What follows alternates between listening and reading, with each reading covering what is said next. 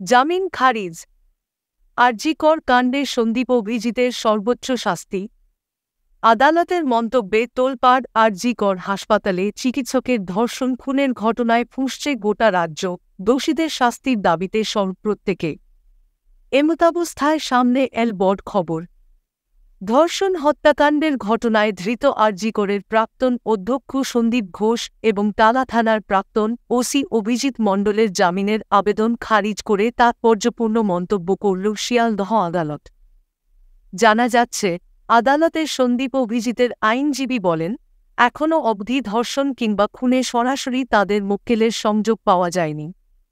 CBI এখনও তেমন কোনো প্রমাণ পেশ করতে পারেনি। তবে আদালত নির্দেশনামায় জানায়, এই ধরনের গুরুতর মামলা যদি প্রমাণিত হয়, মৃত্যুদণ্ড অবধি হতে পারে। বিরলতম ঘটনা বলে প্রমাণিত হলে তা অবিচার করা হবে। মঙ্গলবারই আরজিকরের প্রাক্তন অধ্যক্ষ এবং টালা থানার প্রাক্তন ওসির জামিনের আর্জি খারিজ করে দেয় শিয়ালদহ আদালত। সেই সঙ্গেই সিবিআইয়ের তরফ থেকে যে রুদ্ধদ্বার শুনানির আবেদন করা হয়েছিল, সেটাও মঞ্জুর করেনি আদালত। কেন্দ্রীয় এজেন্সির দাবি ছিল, মামলার সকল তথ্য বাইরে বেরিয়ে যাচ্ছে, তাই এই মামলায় রুদ্ধদ্বার শুনানি করা হোক।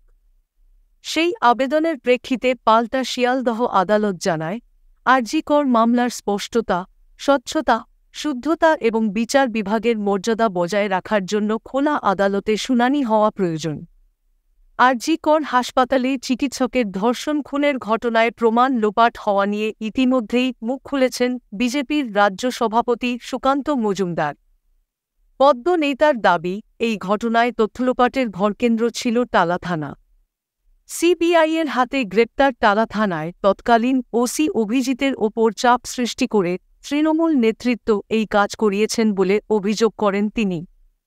একই সঙ্গে দাবি করেন, এখন অভিজিৎকে বলির পাঁঠা করা হচ্ছে। সুকান্তর দাবি, এই ঘটনার সঙ্গে পুলিশ এবং প্রশাসনের উচ্চ পর্যায়ের আধিকারিকরাও জড়িত।